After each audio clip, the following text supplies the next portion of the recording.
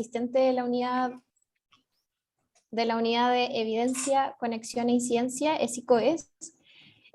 Y aprovecho de darle la bienvenida a la primera sesión de Diálogos Constituyentes, titulada esta sesión como Medio Ambiente y Cohesión Social, Desafíos del Proceso Constituyente.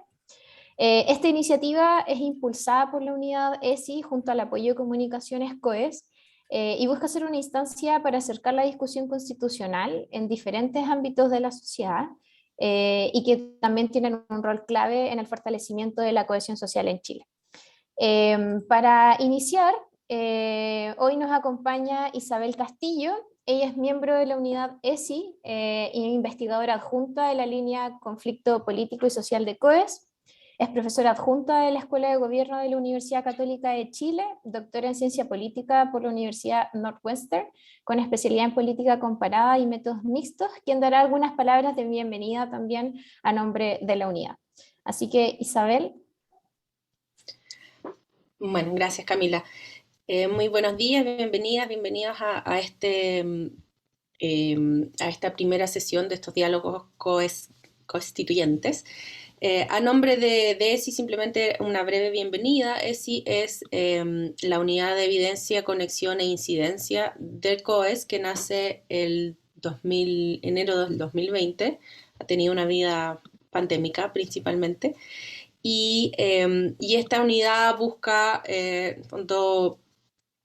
tener una incidencia mayor ya en los debates públicos, en política pública, y vincular lo que es la investigación académica con un enfoque ya más aplicado hacia promover y aportar al cambio social, ¿no? Entonces, en este periodo que estamos viviendo en Chile, evidentemente el proceso constituyente es uno de los temas claves que además multidimensionales. Todos los temas están siendo tocados de alguna u otra manera, entonces por eso me pareció importante desarrollar este conversatorio. Este es el primero de una serie de 4 sesiones organizadas. La segunda ya está confirmada para el 8 de junio, que va a ser sobre género y cohesión social, que están así desde ya invitados todos. Luego habrá otra sesión sobre derechos sociales y finalmente una discusión ya más orientada específicamente a lo que va a ser el plebiscito de salida, ¿no? en septiembre.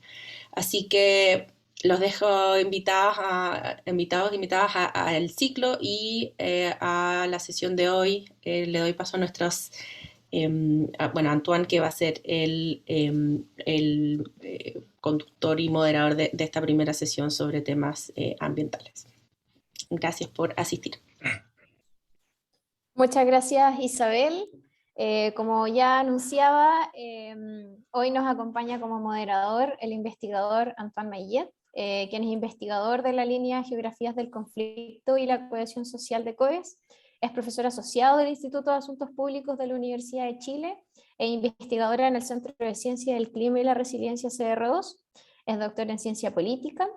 Y dentro de sus temas de investigación incluyen políticas públicas, neoliberalismo, construcción del Estado, movimientos sociales, y también es miembro fundador del colectivo de estudios políticos ambientales CEPA.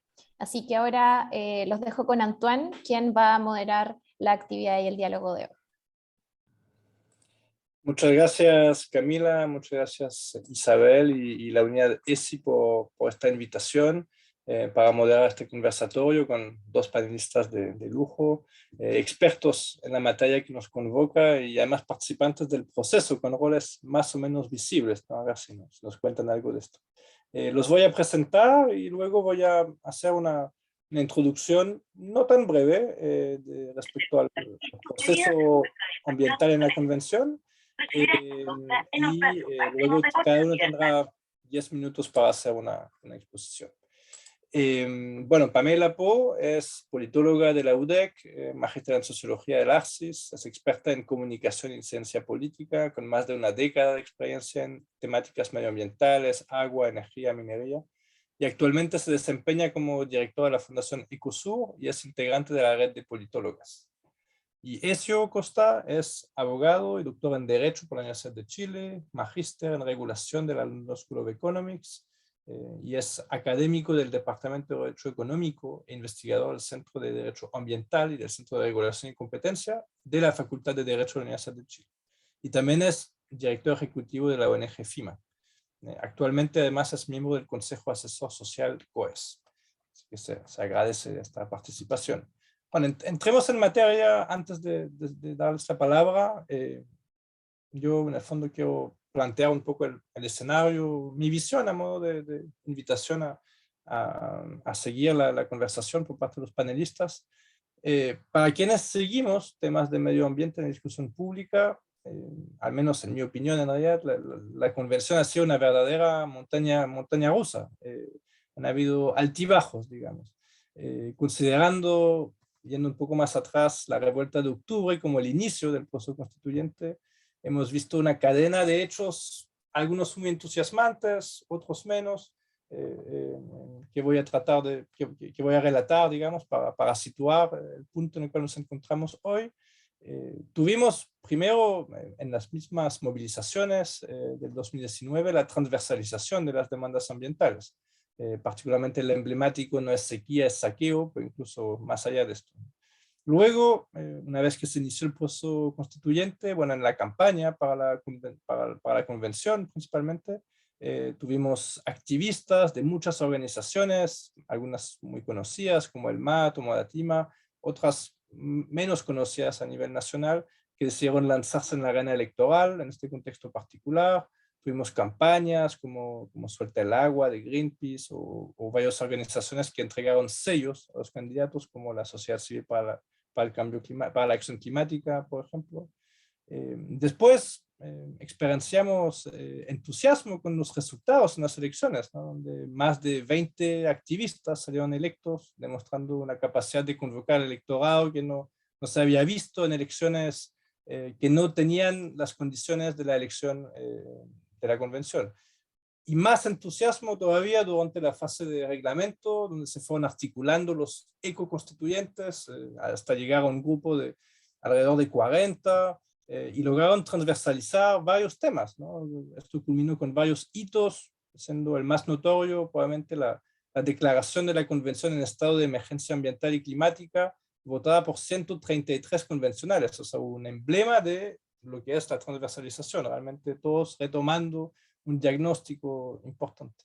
También se vio en la creación de la Comisión 5 con su nombre, ¿no? El nombre de la comisión, un nombre completo que une medio ambiente con palabras que daban indicio de un cambio de paradigma, de derechos de naturaleza, bienes naturales, y además los ponía en relación con el modelo económico. O sea, realmente parecía que medio ambiente dejaba de ser un tema de nicho por primera vez en la institucionalidad. Y esto fue quizás un punto culmine, digamos, ¿no? del entusiasmo. Era una trayectoria bien lineal, todo iba bien, pero de ahí en adelante la cosa se puso más difícil. Y ahí me voy a un poco de tesis a ver cómo lo ven después nuestros panelistas. Porque la discusión del texto constitucional en sí, bueno, ha sido compleja. La Comisión 5 ha sido blanco de críticas desde sus inicios. Estas críticas se formularon como ataques personales al estilo de las personas que la componían.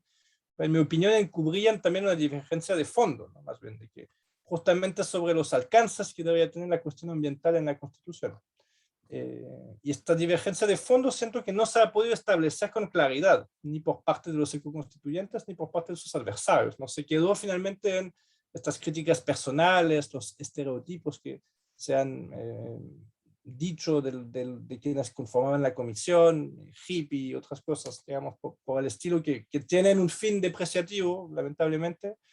Y del lado de los finalmente constituyentes fue también esta situación ocurrida después de la votación del segundo informe en el Pleno, cuando les gritaron traidores a quienes habían votado en contra, y todo lo que pasó después este día. Bueno, ahí este incidente fue una señal de polarización, pero sin un mensaje político claro respecto al contenido político de esta polarización. El mismo deber se debe en buena parte a que, si bien la articulación ecoconstituyente traía mucha fuerza, esta encuentra un límite, pero le ha costado como nombrar y discutir este límite, ¿no? Estas fuerzas que se polarizan, que se oponen. A veces se ha hablado de los desarrollistas como los adversarios de los ecoconstituyentes, pero no se ha profundizado esto. Entonces, fue un proceso accidentado, y voy a pasar a lo sustantivo también, al resultado, digamos, de este proceso, pero quiero dejar una pregunta específica planteada para Pamela, que justo antes que empezáramos estábamos hablando de proyectos tramitándose en el Congreso, y tú tienes mucha experiencia, Pamela, en esto. Entonces, a la luz de tu conocimiento experto de la tramitación de proyectos ambientales en el Congreso, ¿cuál es tu apreciación de la discusión en la Convención en materias ambientales? ¿No? Si ha sido muy distinto, si se puede comparar, te lo dejo como un punto para tratar. Y voy a terminar estas palabras introductorias con, bueno, dejando lo procesual para pasar a lo sustantivo, pero también que estos excesos, errores que hubo en el proceso no deben opacar grandes avances en los artículos que ya pasaron a borrador. Los ecoartículos, por llamarlos de alguna forma, bueno, provienen de distintas comisiones. Hay algunas repeticiones que veremos qué pasa con ellas en la Comisión de Armonización, pero solo para dar algunos ejemplos de la diversidad también de comisiones donde se ha tratado. Bueno, la Comisión de Principios logró instalar tempranamente los derechos de la naturaleza, que luego se vieron en otros artículos. La Comisión de Formas del Estado incluyó considerar criterio ecosistémico para establecer entidades territoriales y también para sus actividades de planificación. La Comisión de Derechos Fundamentales incorpora el derecho al agua. En cuanto a la Comisión de Medio Ambiente, renuncio a enunciar todos sus artículos, no lo he hecho tampoco para las anteriores, pero hay avances importantes, manejo integrado de cuencas, democracia ambiental, entre otras discusiones. Y la Comisión de Justicia crea un Observatorio Ambiental y una Agencia Nacional del Agua. Es mucho, ¿no? Cada uno de los elementos mencionados ameritaría un seminario propio. Pero ¿cómo se ve el conjunto? Esa es la pregunta general también para nuestros dos panelistas, ¿no? ¿Cómo se ve este conjunto de medidas? ¿Es posible que esto lleve a cambios importantes en la gobernanza ambiental? Incluso un nuevo pacto social, que un poco esta lógica de la cohesión social que también ve COES. O sea, esa es la pregunta central, digamos, para conversar hoy, y para dejar una pregunta específica para eso también. Bueno, eso tú escribiste el libro Por una Constitución Ecológica que tengo acá, un libro muy bueno. De lo que tenemos como borrador, ¿te parece que tendremos una Constitución ecológica? Si se aprueba el plebiscito, por cierto. Y este es el punto final también, ¿no? O sea, podemos reflexionar sobre lo que nos va a aportar este texto en cuanto a gobernanza ambiental, en cuanto a cohesión social, pero primero hay un plebiscito para ganar, y por eso es tan importante debatir para construirnos una opinión propia, compartirla sobre este texto, y para esto nos van a ayudar mucho las reflexiones de los panelistas, así que les cedo la palabra a cada uno por 10 minutos, después, según lo diseñado por ESI, haré un breve, esta vez sí breve comentario, y les devuelvo la palabra para una interacción, y luego abrimos también para preguntas del público, así que vayan anotando sus preguntas en el público. Pamela, te cedo la palabra.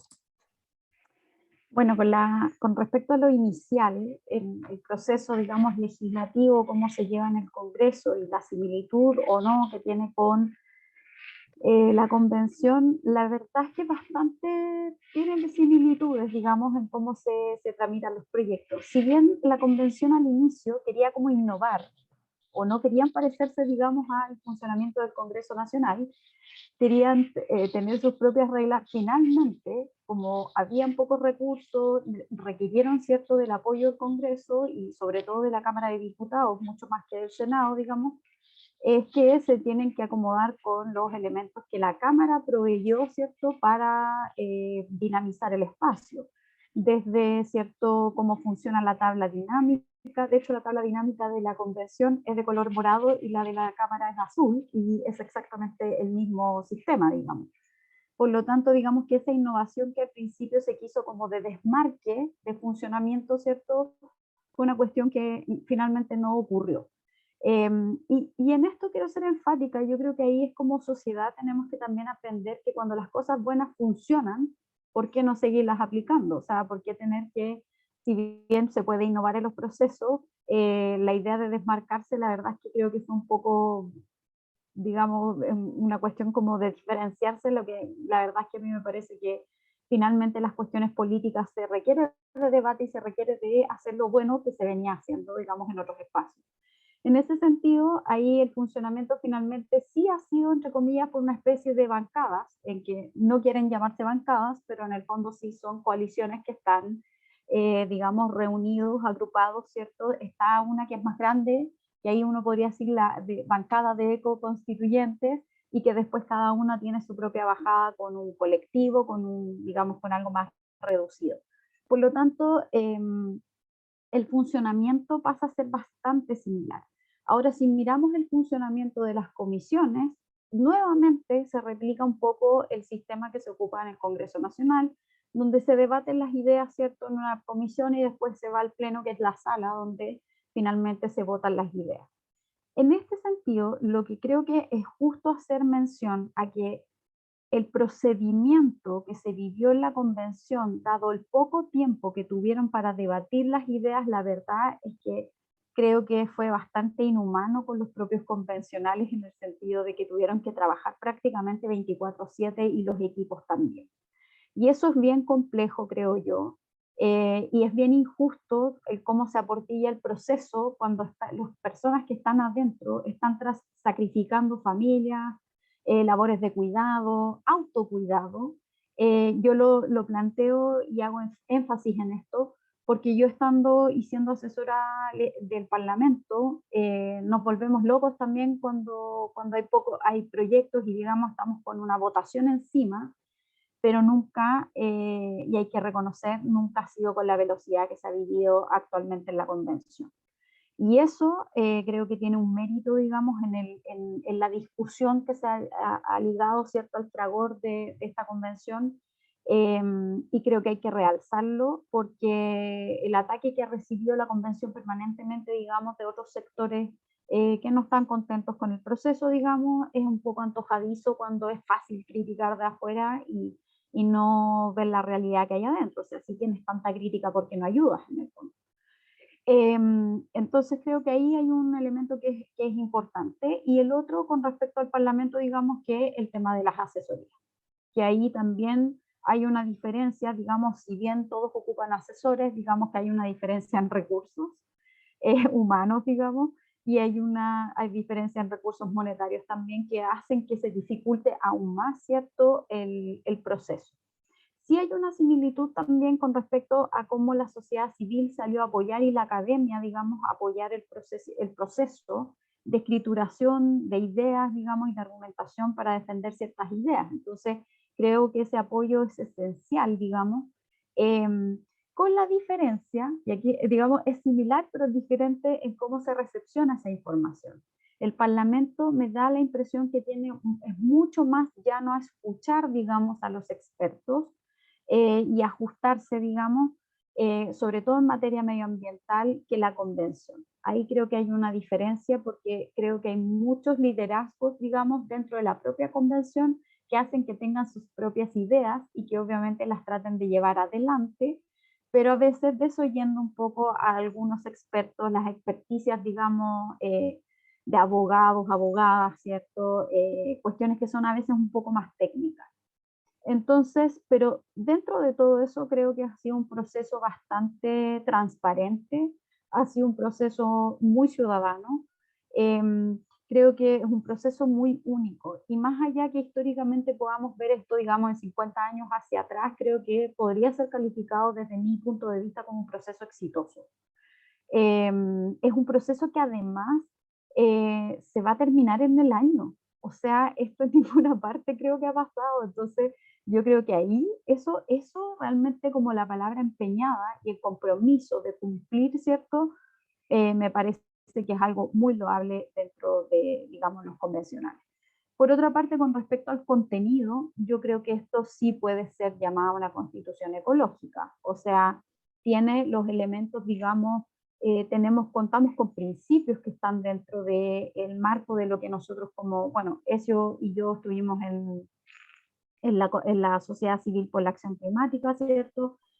Empujando también cierto articulado, hay mucho de este articulado que sí se recogió, que obviamente se va a deformar en el fragor del debate, porque claro, nosotros podemos tener una idea, X persona tiene que hacer confluir esas ideas con los otros colectivos que no tienen las mismas aprehensiones, digamos, y en ese sentido creo que de todas formas se llegó a un buen resultado.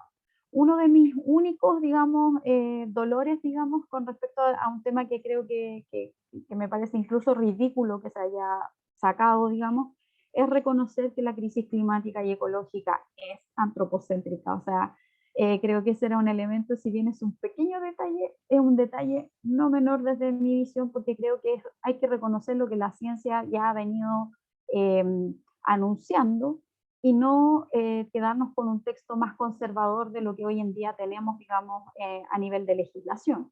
Por lo tanto, creo que en ese sentido sería el único que para mí fue como, de hecho yo prácticamente no me he referido a temas de la convención públicamente, netamente por dejar hacer y no tener que estar poniendo muy de afuera, ¿cierto?, una presión, porque ya tienen su propia presión adentro.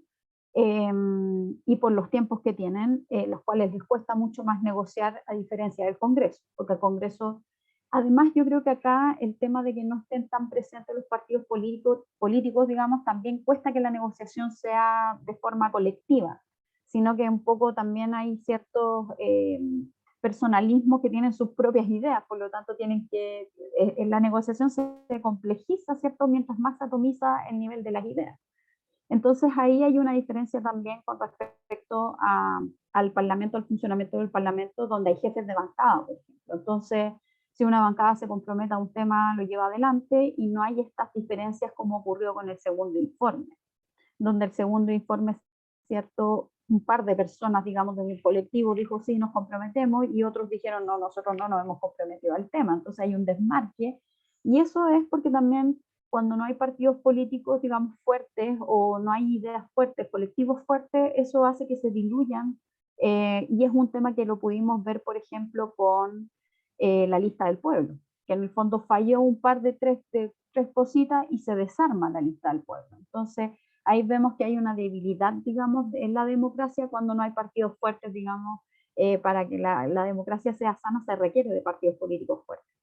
Entonces, y sanos, porque no se requiere solo de partidos políticos. Tienen que ser partidos políticos que tengan transparencia, que sean realmente paritarios, o sea, que tengan dinámicas sanas dentro del proceso. Dicho todo eso, ¿cierto? En general, creo que el proceso de tener esta constitución ha sido, digamos, potente. Me parece, sí tengo la crítica, digamos, que me da la impresión de que quedó muy maximalista, digamos, en cuanto a todo el articulado que tiene, pero también grafica lo que nuestro país es, en el sentido de que la exclusión, digamos, de muchos sectores de la sociedad se ve reflejado en él, que es como este temor de tener que dejarlo todo en la Constitución para que en el fondo no te pasen un gol, digamos, por otro lado, que es un tema muy usual en nuestro país. Y para ir cerrando, se nos viene un proceso bien complejo desde mi visión en materia de transitorios, que va a haber que ver cómo se hace esas bajadas ahora de cómo desde lo que tenemos a lo que se pretende tener, ¿cierto? Y por otro lado, cómo se van a hacer los ajustes en la legislación, que creo que ahí tenemos un Congreso que es bastante complejo para poder legislar, en el sentido que la coalición de gobierno lamentablemente no es mayoría en el Congreso. Digamos, los dos partidos, el Frente Amplio en este caso y el Partido Comunista, que son la coalición de gobierno, independiente que el PS esté, pero está como en la segunda coalición, digamos, no es la coalición propiamente tal, complejiza el tema en ordenar los votos y ordenar, ¿cierto?, el panorama dentro del Congreso Nacional, dado que tú tienes que hoy en día hay alrededor de 35 parlamentarios oficialistas, digamos, y solo 5 senadores. Ese escenario es muy complejo, porque eso requiere de negociar con la centroizquierda e incluso hacer señales o guiños a la democracia cristiana, que tiene unos votitos ahí que son importantes. Y por otro lado, cómo se va a hacer, digamos, en captar, digamos, a cierto sector de la derecha para que vote apruebo. Que se embarcaron, digamos, en el primer apruebo, de que hubiese un plebiscito, etcétera, y que hubiese una nueva constitución. Creo que esos elementos van a ser sumamente importantes de cómo se llevan adelante, y yo espero, y esto yo creo que a mí me preocupó mucho, es que el gobierno tiene que ser muy cuidadoso en las señales que va a dar, porque decir, mira, nosotros no vamos a ser neutrales en esto, a mí me pareció que fue un poco un error, dado que hay un sector que tiene derecho a reclamar aquello. O sea, es muy difícil dejar los cargos, digamos, el sombrero del cargo a un lado y decir, mira, hoy día yo soy ciudadano y mañana soy presidente. Eso ahí creo que hay un error un poquito, digamos, comunicacional, que espero que, menos mal que el Contralor hizo el llamado, digamos, de atención al respecto, para poder que la institucionalidad funcione. Yo como politóloga, ¿cierto? Por deformación profesional, creo muchísimo en el tema de la institucionalidad, creo que está muy horadada y por lo tanto requiere que ésta sea recuperada y fortalecida, y en ese sentido esta nueva constitución creo que nos va a dar ese matiz. Por lo tanto creo que el gobierno debiera tener un rol más de prestar al CERVEL, prestar, ¿cierto?, a la ciudadanía la información, más que de ser un actor que esté involucrado, porque son los propios constituyentes los que tienen que salir a promover esta situación, y la sociedad civil y la academia y otros actores. Así que me quedo con eso y finalizo diciendo que me parece que ojalá que la apruebo, la verdad, que esta nueva constitución nos dé como la llave, ¿cierto?, para poder enfrentar la crisis climática y ecológica con los elementos que ahí tenemos. Muchas gracias, Pamela. Ezio, te paso la palabra, por favor. Vale, bueno, primero que nada, muchas gracias Antoine, Camila, Isabel por haber organizado esto y habernos invitado. Gracias a todos y a todas quienes se conectaron también y están interesados en el tema, interesadas en el tema. A ver, voy a partir por responder la pregunta. Entonces, ¿el conjunto se ve como una constitución ecológica? Sí, el conjunto se ve como una constitución ecológica sin dudas. En materia ambiental, el avance que significa el borrador de constitución como está hasta ahora es muy, muy, muy significativo. O sea, si bien puede haber otros temas donde podemos discutir sobre si los avances son tan grandes o no, en materia ambiental es un cambio muy significativo, donde se reconoce en el nivel superior de acuerdo social la existencia de la crisis climática y ecológica, donde se reconocen nuevas formas de hacerle frente a esa crisis climática y ecológica que hasta el momento no tenemos disponibles, y que, a propósito de no tener disponibles, nos complejizan mucho la acción.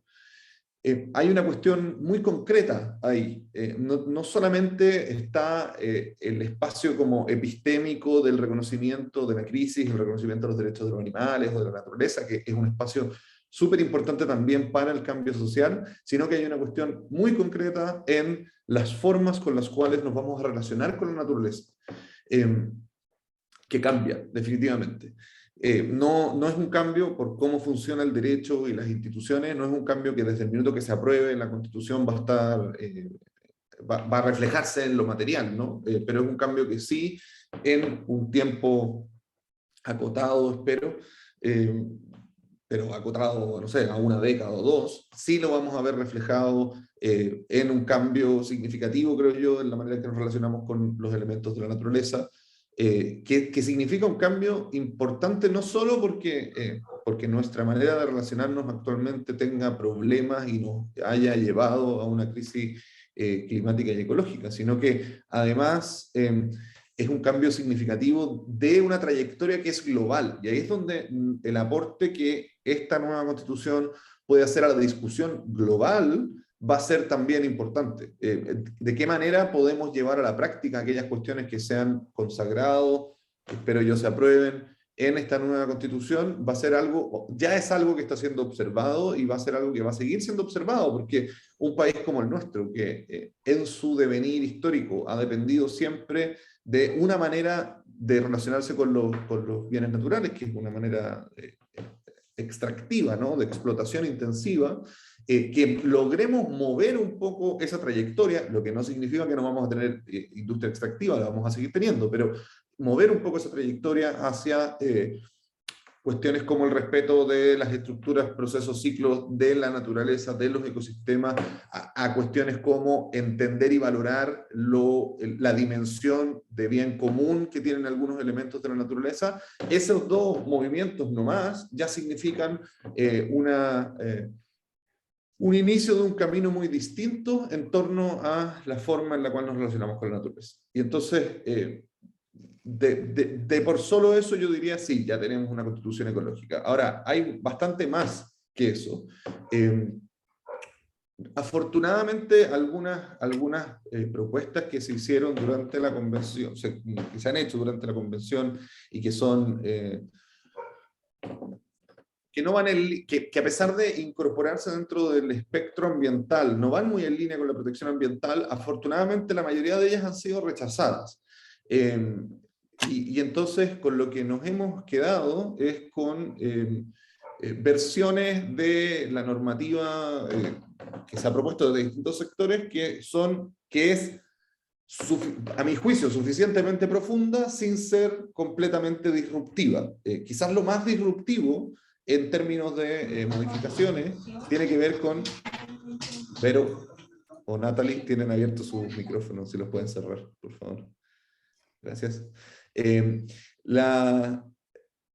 Lo más disruptivo quizás tiene que ver con el agua y la modificación que se hace respecto de los derechos de aprovechamiento. Ahora van a ser autorizaciones de uso y van a tener otras menciones y otras especificaciones que propiamente publifican o comunitarizan el agua y la sacan del espectro privado. Ahora, ese cambio, que puede ser visto como el cambio más radical en materia ambiental, hay que verlo también desde el punto de vista de lo radical que es lo que teníamos antes, ¿no? O sea, es un cambio radical porque teníamos una cuestión absolutamente anómala, o tenemos una cuestión absolutamente anómala, como son los derechos de agua entregados en propiedad. Entonces, efectivamente, cualquier cambio hacia algo razonable va a ser radical porque implica eliminar una cuestión que es absurda. Entonces, bueno, se elimina y se trae hacia lo que es normal en el mundo, ¿no? Quizás cambio grande con lo que teníamos en Chile, pero un cambio súper sensato y medido en términos de cómo se ha regulado esto en el mundo. Está muy en la línea de cómo se ha regulado esto en el mundo. El resto de los cambios yo no los veo como cambios radicales, pero sí con una profundidad suficiente como para pensar en que vamos a modificar el camino. O sea, cuando digo que no los veo como cambios radicales, me refiero a que en general las actividades, los procesos y las formas de vida que estamos llevando hasta ahora no se van a ver alteradas de manera veloz, ¿no? Ni de manera radical una vez que tengamos esta nueva constitución andando. Pero sí que se van a ir, por así decirlo, encogiendo los espacios en los cuales estos modos de vida van alterando el medio ambiente. Y ese encogimiento de esos espacios, y por lo tanto el aumento del espacio en el cual el medio ambiente se encuentra protegido es súper importante. Y hoy día estamos en el tope de eso, normativamente hablando. O sea, las normas que tenemos en la Constitución del 80 y que nos permiten proteger al medio ambiente, las hemos estrujado hasta el máximo posible para lograr proteger el medio ambiente. Incluso con cosas que uno podría decir están muy al filo de ser inconstitucionales, se ha logrado ir aumentando el espacio de protección y reduciendo el espacio de destrucción. Pero ya eso está completamente agotado, ¿no?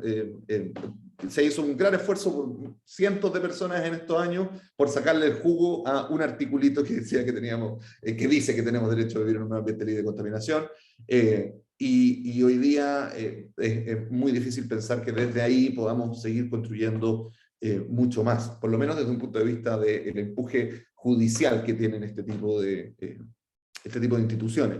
Desde el punto de vista de lo legislativo, quizás sí, obviamente es posible seguir haciendo más modificaciones para proteger el medio ambiente, pero una constitución como la nueva constitución da una cancha muchísimo más grande para permitir esa protección, ¿no? Para permitir ese aumento en la protección ambiental que es necesario no solamente desde un punto de vista de nuestra sobrevivencia como especie, sino que también de proteger la certeza y la integridad de las personas que habitamos hoy día en este territorio, y bueno, en otros también, pero la Constitución es para este territorio. Y aquí, para protegernos a nosotros, nuestra integridad, nuestra certeza, requerimos de ciertas reglas que no estaban y que con la nueva Constitución, algunas de ellas, sí creo yo que están, o por lo menos están las autorizaciones suficientes para que ellas se desarrollen adecuadamente.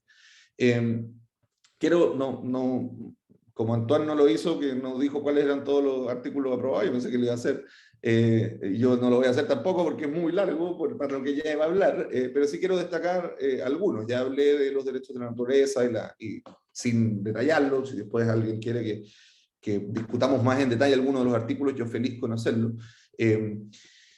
Hay un artículo a mí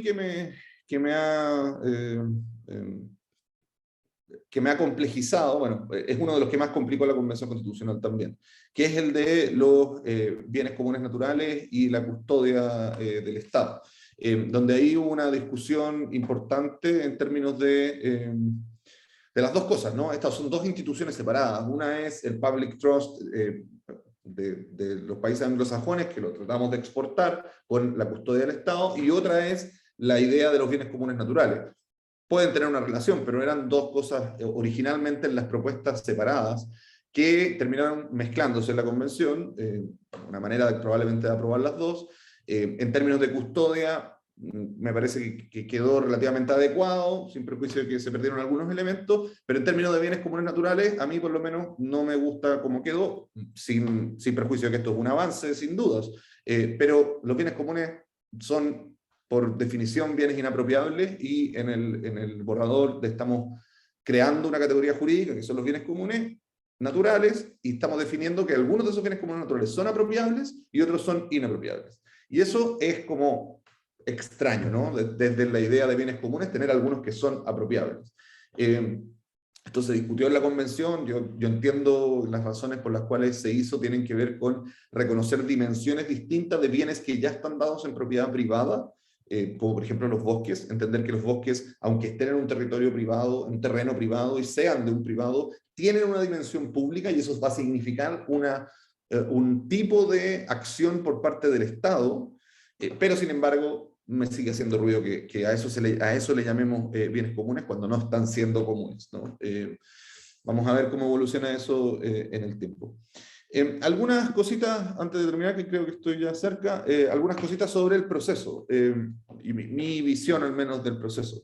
Yo estoy relativamente contento con el proceso, más allá de que evidentemente han habido cuestiones desagradables o poco decorosas. Estoy contento porque es un proceso que creo yo que es exactamente como el que demandamos en su minuto. Demandamos que esto fuera un proceso de personas que no eran políticas, y ahí están las personas que no son originalmente políticas haciendo política. Y eso significa un montón de problemas. Podemos, a propósito de esos problemas, valorar de nuevo a los partidos políticos, que efectivamente cumplen un rol importante, y es, en cierto sentido, más fácil la discusión en estos temas con partidos políticos, pero también podemos valorar el hecho de que no estén ahí los partidos políticos, y entonces la representación de intereses sea prácticamente imposible, cuestión que ha hecho algo muy bueno por Chile, creo yo, y algo muy malo. Lo muy malo es que, como los intereses no han logrado representarse, entonces están muy enojados y haciendo contracampaña. Lo muy bueno es que efectivamente vamos a tener una constitución que, si es que se aprueba, espero que sí, vamos a tener una constitución que está redactada con ideas que son las ideas de las personas que habitamos este país, sin necesidad de esa o sea, sin integración de esos grupos de interés. A mí me parece impresentable desde el punto de vista de la defensa de las instituciones, impresentable que las ISAPRES, las AFP estén gastando nuestra plata en hacer campaña para mantener su negocio. Es ilegal, además. Las ISAPRES, las AFP tienen giros únicos definidos en la ley, y les da exactamente lo mismo en este momento. Están gastando nuestra plata en publicidad para evitar el cambio normativo. Eso es, chuta, bien grave. Me parece que ha habido además una... A ver, la campaña en contra de la convención es una campaña por el rechazo que viene desde el principio, ¿no? Gente que no quiere que haya una convención. Entonces, da lo mismo lo que se haga, siempre va a haber una razón para criticar a la convención. Creo que los convencionales quizás se tomaron muy en serio eso y dijeron, chao, no los vamos a escuchar. Yo creo que quizás se debería haber hecho un ejercicio de tomar cuáles de las críticas sí había que escucharlas y cuáles no, porque entre medio de todas las críticas hay algunas que son razonables, pero hay otras que no lo son y hay personas que simplemente van a buscar el problema. Entonces, el problema cuando partió la convención era que van a querer alargarse en el tiempo. Yo me acuerdo de haber tenido seriamente discusiones con personas que yo considero inteligentes diciendo esta convención se va a tomar el poder, se va a convertir en una asamblea permanente que va a hacer que Chile sea un país gobernado por esta asamblea. Si esto es imposible, con suerte van a alargarse 6 meses, ¿cachai? No, eso va a pasar, y gente convencida de que eso iba a pasar. Bueno, no pasó, no va a pasar, van a entregar el trabajo en tiempo, y entonces ahora el problema es que lo hicieron a la rápida. No, es que esto lo hicieron a la rápida, es que esto no puede ser, que deberían haberlo reflexionado más, qué sé yo. Pucha, sí, pues cuando la campaña es simplemente destruir, entonces es re fácil encontrar una razón para destruir. En esas críticas, y ahí yo tengo 2 puntos que quiero tocar de lo que dijo Antoine y la Pame. Antoine dijo esto ha sido una montaña rusa. Yo no lo he visto tanto como montaña rusa, quizás por qué. Pero en el sentido de que, por ejemplo, a mí no me han impactado para nada los rechazos que se han provocado de los informes de la Comisión de Medio Ambiente, que han tenido mucho impacto público, como si fuera una cuestión muy excepcional, y no es nada de excepcional. Casi todos los informes de las comisiones se han rechazado y bueno, después se han arreglado, han vuelto y se han aprobado las cosas más importantes.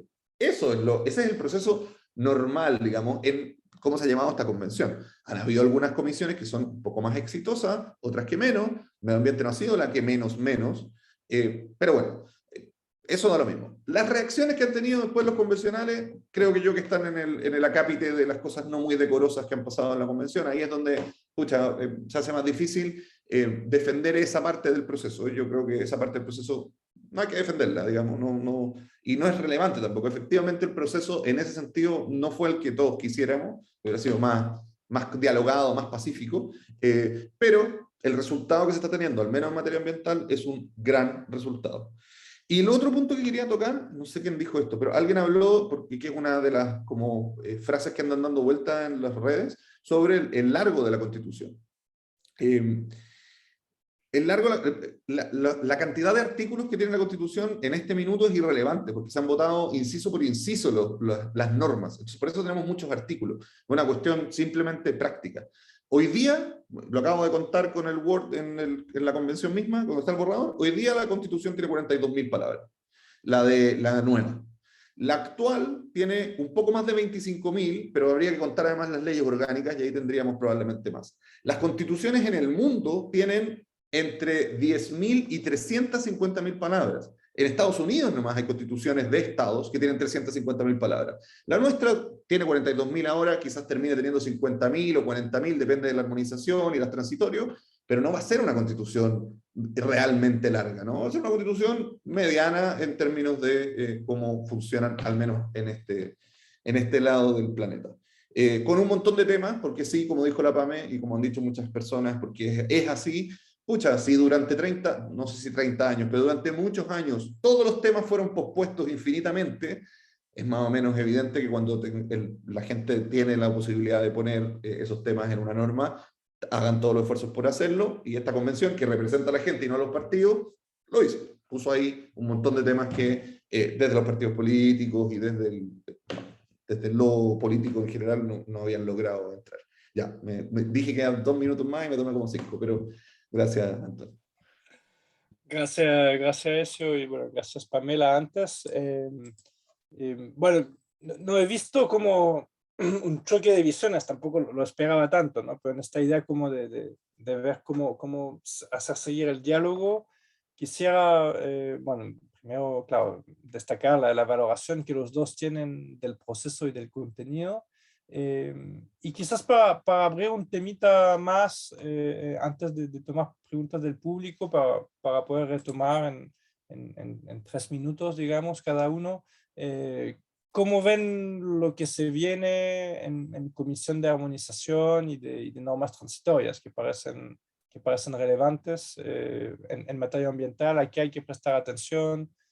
¿Cómo ven lo que se viene en estas próximas semanas antes de cerrar finalmente y tener el texto para la defensa? Les dejo los dos la pregunta y bueno, para tener la posibilidad de reaccionar también a lo que dijo eso después de tu intervención, por si quieres retomar un tema. No, la verdad es que solo precisar que cuando me refiero a institucionalidad, me refiero más a la institucionalidad pública, digamos, como sostén, digamos, de las instituciones, sostienen también la democracia, precisar solo ese elemento. Y con respecto a cómo se sigue, la verdad es que yo creo que en normas transitorias me da la impresión de que va a ser más complejo todavía colocarse de acuerdo, porque obviamente es cómo se desarma un sistema que venías trayendo y al cual estamos acostumbrados como sociedad. Y en el fondo tenemos que también ser súper conscientes de que estamos formados y criados por un sistema neoliberal, digamos, y por una constitución que se fija en materia individual y no garantista en el fondo. Entonces, ¿cómo salimos de un sistema tan brutal, digamos, que obviamente no se ha podido hacer cargo de la sociedad y de las necesidades que las sociedades contienen en el fondo? Entonces, ¿cómo salimos de ese sistema a uno que transite, digamos, de forma, digamos, que no sea de tan alto impacto, digamos, para que no sea un proceso aportillado? Y ahí me imagino que hay un desafío. Yo espero que los constituyentes que estén en esa comisión tengan la visión, digamos, de cómo. Con respecto, creo que uno de los transitorios que va a ser muy complejo va a ser el tema del agua, porque pasamos de un sistema, digamos, que es totalmente de propiedad a uno que busca establecer un sistema de autorizaciones. Yo la verdad que con respecto a agua me centraría en el sentido que me da la impresión de que el nuevo sistema, hay algunos que quieren colocar un transitorio, que ese por lo menos yo lo veo así un poco más de lejos, que es el de como derogar el código y en el fondo establecer como una tabla rasa con respecto a los derechos de aprovechamiento de agua que ya se otorgaron en el fondo. No sé si una idea así pase, digamos, porque obviamente es bien complejo su aplicación, digamos. Entonces yo espero que ahí se vean ciertas caducidades, extinciones, condiciones que hay que colocarle a los derechos de aprovechamiento privados para que en el fondo sean recuperados en un procedimiento, digamos. Creo que eso es lo que hay que cuidar, el tema del procedimiento sobre cómo en el fondo transitamos de un lado hacia el otro, ya que las ideas creo que no se pueden imponer, digamos, de facto en un transitorio, digamos. Me da la impresión que ese va a ser el desafío, cómo en el fondo salimos de una realidad y pasamos de forma, digamos, ordenada, conversada a otra. Y ahí está, creo, el desafío, y el tema del agua va a ser uno de los más fuertes, digamos, porque el constituyente del 80 en el fondo se da cuenta que para poder hacer un sistema, digamos, extractivo, requiere de agua. Todas las actividades en el fondo económicas requieren de agua. Entonces, digamos que, entre comillas, el sistema extractivo también está sostenido, ¿cierto?, por el tema de los derechos de aprovechamiento privados y cómo se sostiene aquello. Entonces ahí creo que va a ser una pugna bastante fuerte, digamos. Y espero que haya mucha gente que esté asesorando para ayudar a destrabar y llegar a la mejor, digamos, propuesta o solución. Pero comparto lo que dice eso en el sentido de que esta es una muy buena constitución en términos ambientales y también en temas de género, en el sentido que sé que es lo que van a hablar la próxima, pero hago la mención porque como ecofeminista me importa, el tema de la paridad, que creo que va a ser un cambio radical para nuestra sociedad en cómo siempre se ha diseñado desde una lógica antropocéntrica y androcéntrica, desde cómo configuramos los territorios, la ciudad, etcétera.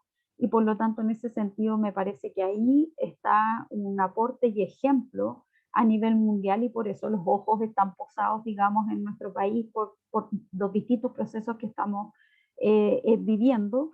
Y por último, espero que esta constitución también nos permita, ¿cierto?, generar las, digamos, sacar ciertos candados que tenemos para poder abordar la crisis climática y ecológica en torno a la, más que a mitigación, en torno a la adaptación, que en el fondo son los ecosistemas y la naturaleza las que nos va a ayudar en el fondo a adaptarnos, digamos, y que hoy en día con lo que tenemos actualmente no nos permitía en el fondo abordar de forma profunda dicho tema.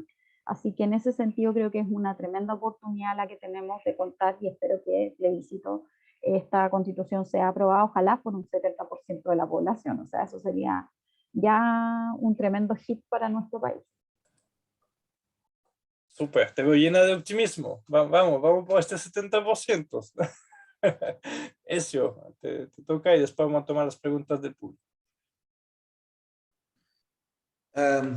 Sí, pucha, ojalá fuera un 70%. Yo, la tablita de apuestas que tenemos en la oficina no llega ahí nadie todavía, pero ojalá lleguemos. La comisión de... A ver, evidentemente en materia ambiental lo más difícil va a ser la transición en aguas, sin duda, ¿no? Todo el resto de las transitorias, en materia ambiental al menos, no debieran, creo yo, tener tanta discusión, salvo que se quiera, no sé, innovar respecto de, no sé, algún tipo de explotación que se esté llevando en áreas protegidas. Eso podría eventualmente tener algún nivel de discusión. No sé, no tengo claro en este minuto todavía cuáles van a ser los temas que se van a querer poner en las transitorias. El agua sin duda va a haber que ponerlo porque hay que decidir, van a tener que decidir los constituyentes qué pasa con los derechos de agua. Se transforman en autorizaciones de uso, se transforman en el tiempo en autorizaciones de uso, se mantienen como derechos de agua, en cuyo caso el cambio constitucional no tendría ninguna función.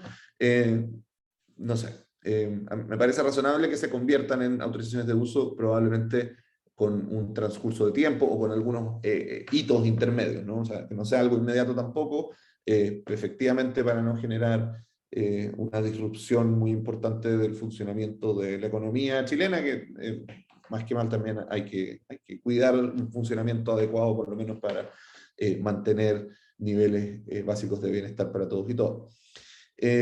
Ahí yo tengo un punto bien político en esto.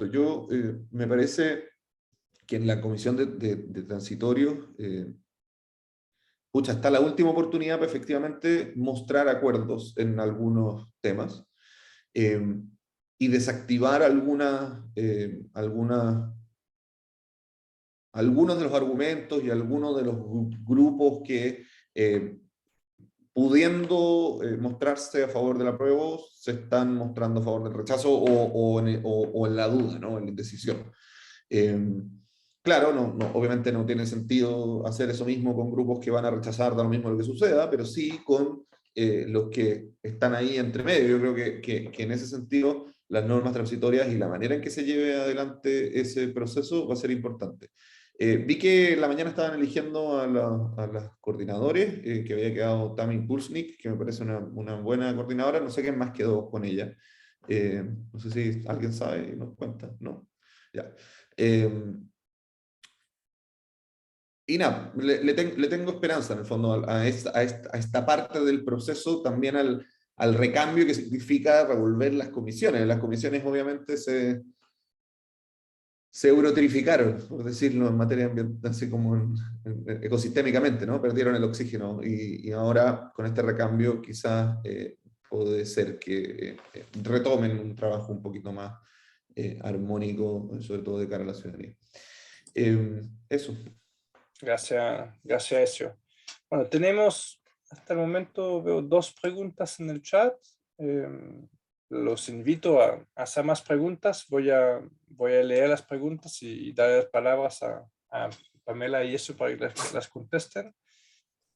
Primero, Felipe Olivares pregunta cómo una posible constitución ecológica dialoga con la transición energética y la dependencia del extractivismo, considerando el estado actual del modelo de desarrollo. Una muy buena pregunta sobre lo que se viene. Obvio. Y Camila pregunta cómo perspectivan la participación en política de las convencionales que vienen de organizaciones socioambientales post-convención. Un punto político también que se viene para ellos. Pamela, ¿cómo ves tú estas dos preguntas? Estamos en lo mismo de las trayectorias políticas más ahí del proceso y el fondo, ¿no? ¿Qué va a pasar con nuestro modelo de desarrollo? A ver, yo creo que el que tengamos unas nuevas condiciones, digamos, nuevas garantías, nuevos derechos, nos permite, digamos, apuntar, digamos, a rodear al extractivismo. En el fondo irlo como un poquito horquillando, o como yo digo, es como poniéndole rienda al capitalismo, porque en el fondo hoy en día está como sumamente desbocado el sistema, y que no respeta los límites naturales, digamos, de la naturaleza. Por lo tanto, creo que con los elementos que tendríamos con la nueva constitución, ¿cierto? Se puede rodear y domar, digamos, a este extractivismo que probablemente no se va a terminar, pero eso te permite preparar una transición. Y eso sí se empalma con la transición, digamos, con una transición, digamos, como sociedad de un estadio a otro.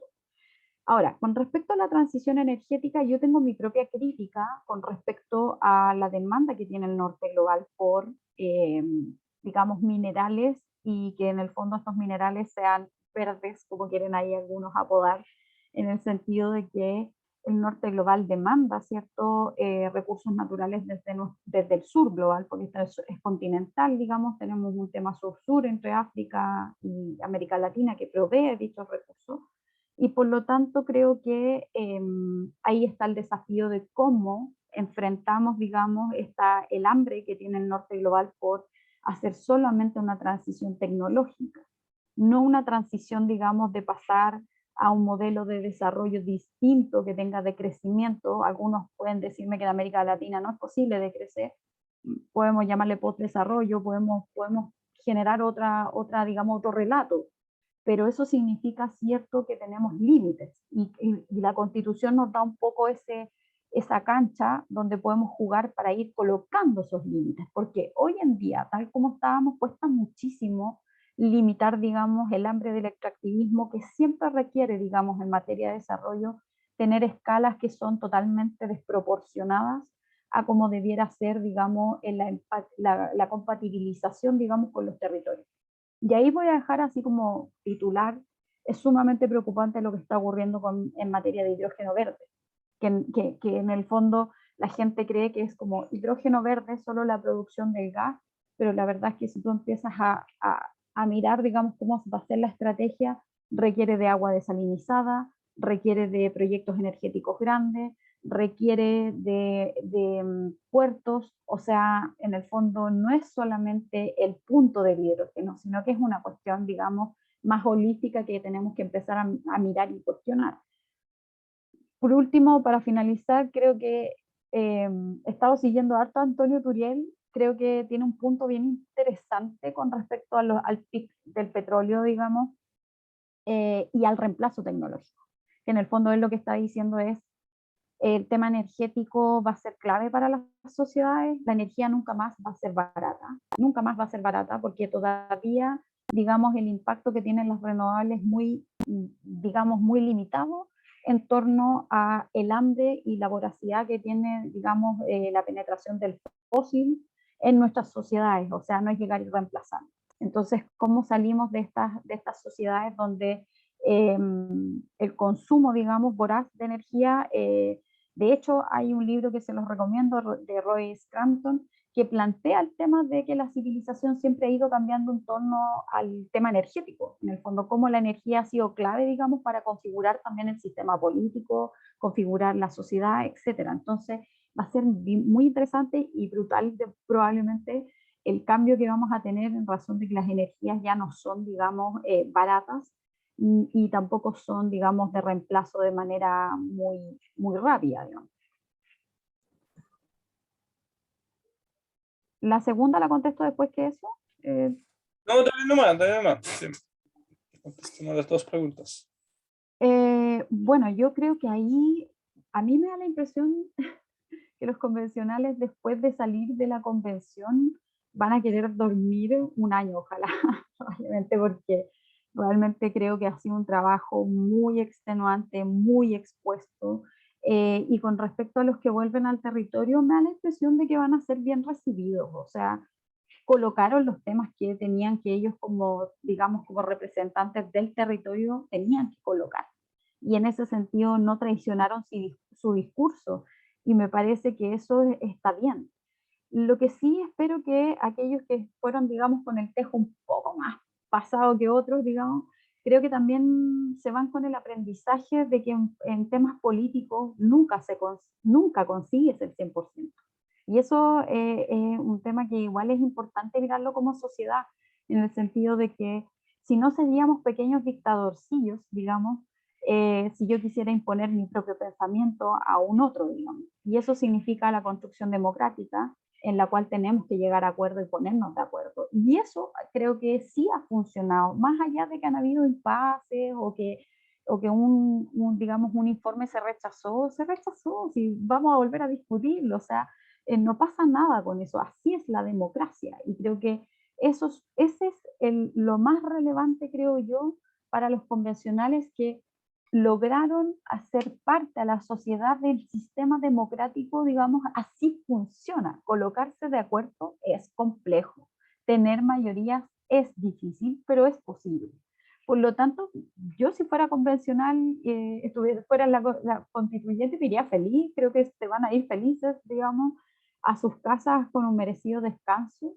Y espero que sigan participando de la política, porque ¿por qué no estar en el Congreso? ¿Por qué no estar en ser alcalde? ¿Qué sé yo? O sea, se requiere de mucha gente, digamos, en participación política y espero que no cuelguen los guantes, sino que solo sea para descansar. Súper, gracias Pamela. Ezio, sobre estos dos temas, por favor. Sí, a ver, sobre el primer tema, yo creo que hay que tener tres cosas en consideración.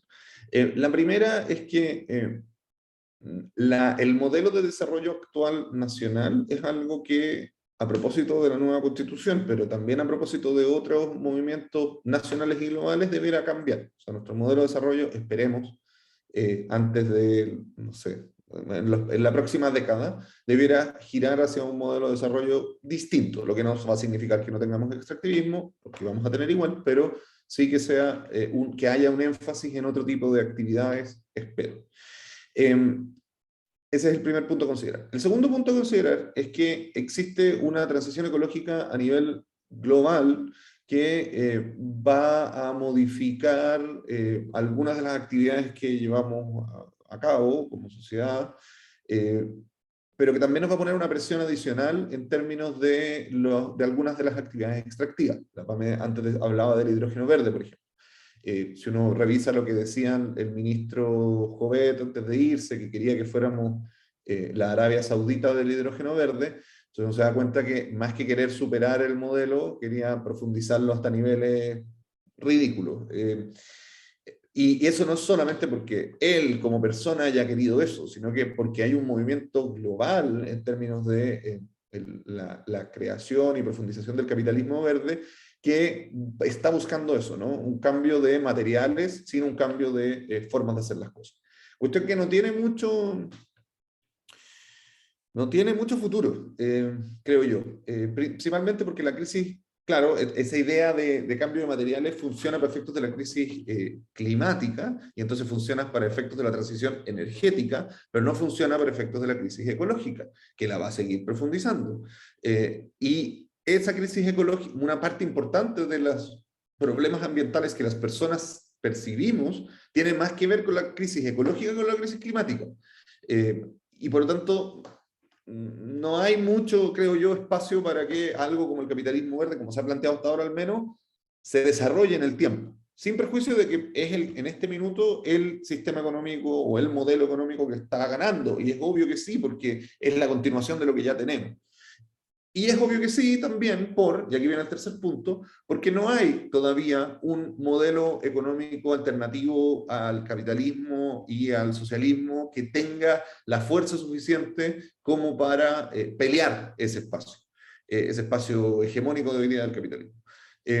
Existen un montón de modelitos, y lo digo con hitos porque son modelos no completos, o visiones de cómo debieran cambiarse algunas cuestiones en la economía, entre los que está la economía ecológica, la economía a escala humana, la economía de la rosquilla, el de crecimiento, etcétera, que todos tienen algún nivel de desarrollo, algunos más que otros.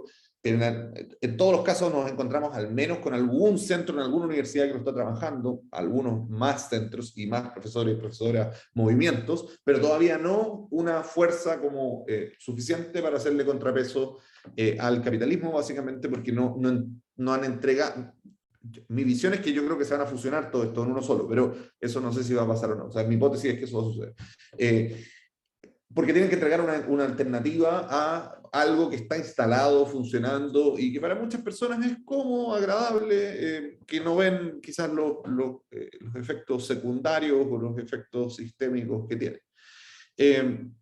Entonces, ¿en qué juega la Constitución Ecológica en todo esto? Juega en darle espacio, como en liberar un asiento para que esa discusión económica en nuestro país sea posible. Pero lo que hace la Constitución del 80 es impedirla, ¿no? Podemos tener esta discusión en la academia, pero políticamente esa discusión está totalmente bloqueada porque con los mecanismos de la Constitución del 80 lo que tenemos es un modelo de desarrollo puesto en la Constitución y defendible desde ahí. La nueva Constitución, como vamos hasta ahora, y sobre todo porque afortunadamente creo yo, mi visión, las normas que se han aprobado sobre desarrollo económico han sido las menos, digamos. Entonces, afortunadamente deja abierta la discusión para el devenir político, para que en las próximas décadas y a medida que se vayan consolidando estas ideas de sistemas económicos alternativos, podamos ir incorporándolas en nuestro funcionamiento. Esa apertura es fundamental y es algo que la nueva Constitución está logrando, y que la Constitución Ecológica en particular tiene un rol ahí bien importante, porque por un lado taponea los avances del capitalismo verde, no los taponea completamente, pero los bloquea parcialmente, y por otro lado genera este espacio para la discusión, para la nueva discusión. Entonces, bien, ¿no? En ese sentido. Esa sería mi respuesta para Felipe. Respecto a la pregunta de Camila, yo creo que hay varios y varias convencionales que van a seguir carreras políticas. La intención de incorporar a los movimientos como actores capaces de representar en los distintos espacios a las personas, creo que tenía eso detrás, ¿no? Personas que quieren seguir con una carrera política, pero no quieren hacer un partido político por el descrédito como del nombre. La práctica, hay movimientos que funcionan prácticamente igual que los partidos, pero sin tener las normas de los partidos que permiten transparencia y fiscalización. Entonces, pucha, no es tan fácil que los movimientos hagan exactamente lo mismo que los partidos. Podríamos eventualmente llamarles movimientos en vez de partidos, pero poniéndoles las mismas reglas de los partidos, quizás, no sé, como estos cambios que les gusta hacer a la gente para quitarse una carga como simbólica de encima.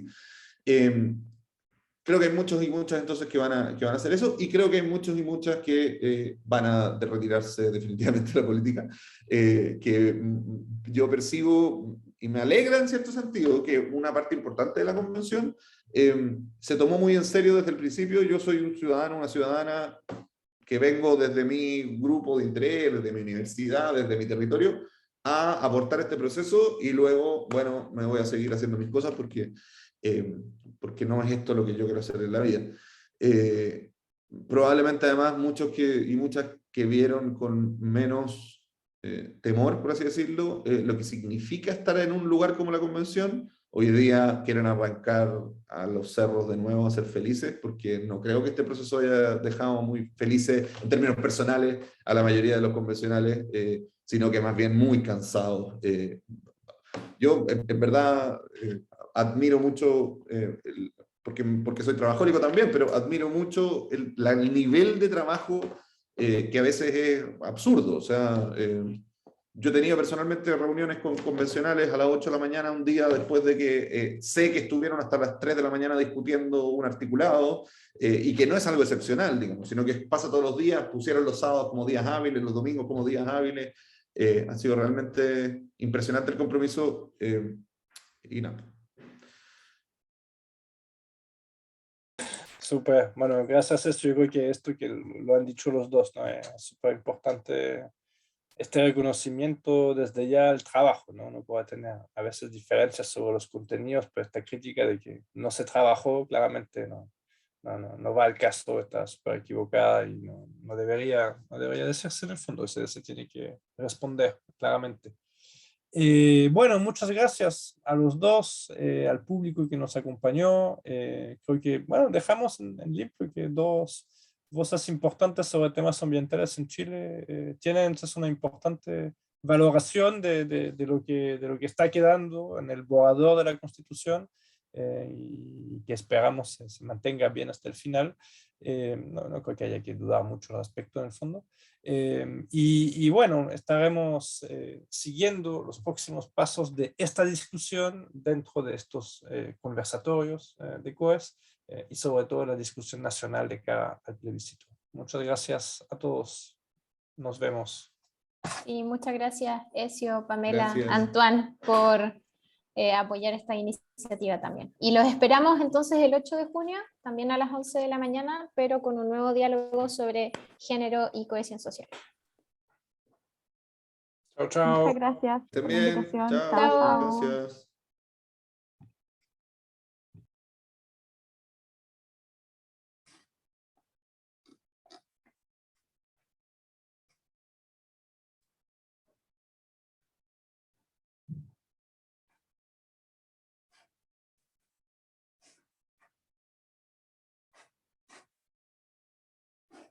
¿Sigue la grabación, Camilo? ¿O se terminó?